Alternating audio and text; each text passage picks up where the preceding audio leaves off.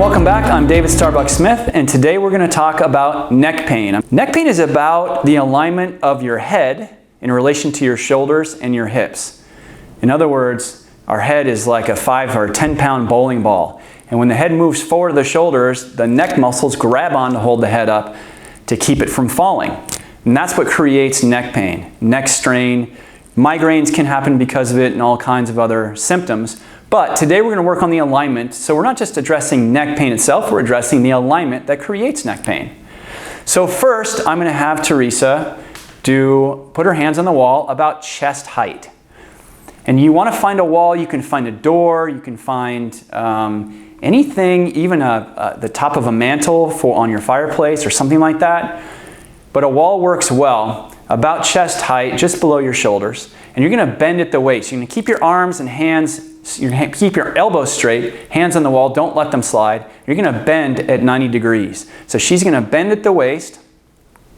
And you're going to make sure when you're doing this at home that your ankles stay underneath your hips. So you want this right angle at your hips and your back. Now, you also want to straighten out your elbows best you can. Now, don't strain your shoulders. You're not tugging on your shoulders. What you want to do is you want to take your hips, roll your hips forward, like the front of your hip bones are coming down towards your feet to create this little arch in your back. If you can't get a big arch, that's okay. Do the best you can, or walk your hands up higher on the wall to create that arch.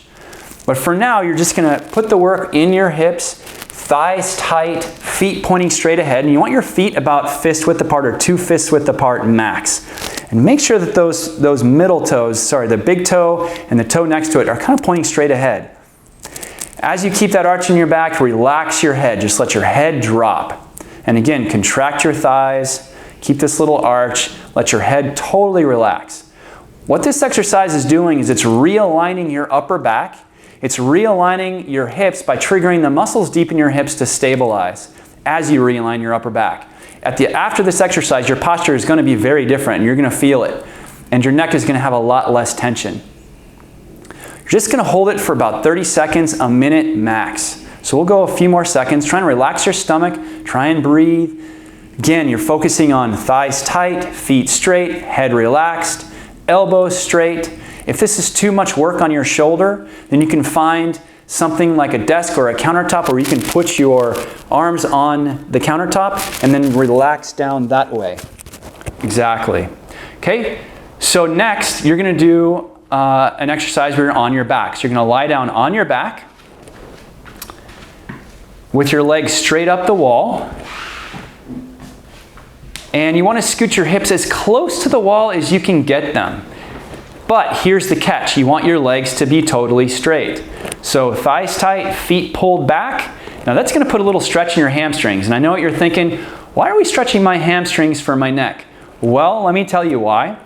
Because what we're doing here in this position is we're creating a place where your hips, your spine, and your neck can be totally unloaded, meaning unstressed, unweighted. And the legs up are creating pressure down in your lower back and on your mid-back to change position. So we're not actually going for the hamstring stretch, although as those hamstrings change their tension, your hips also change position, and that has a ripple effect all the way up your spine to your neck. So thighs tight, feet pulled back, palms up out to your sides, keep your shoulders totally relaxed, and just breathe. You want to inhale, let your stomach rise. Exhale, let it fall. And you can stay in this position from anywhere from 1 minute to 10 minutes. But you just want to breathe and you want to relax your shoulders. And the final component you want to be focused on is make sure your feet are pointed straight ahead. You don't want them turned out to the side. You want them pointing right at your head. And what that does is that makes sure that the knees and the hips are working equally and aligned properly. And then, like I said, just focus on breathing. If you need to scoot back away from the wall, if you can't get in this position because your hamstrings are too tight, that means that's fine. You just scoot away from the wall a little further. As long as you need to be able to keep your hips down on the ground and your legs straight. And again, hips / tailbone, especially on the ground, is important. So scoot back as much as you need to make that happen, even if that's a couple feet. And don't worry about it. So those are the exercises for neck pain today. If you want a more detailed explanation or in-depth look or a deeper sequence on neck pain, come see us at davidstarbucksmith.com or Balance Inside and Out. Thanks for joining.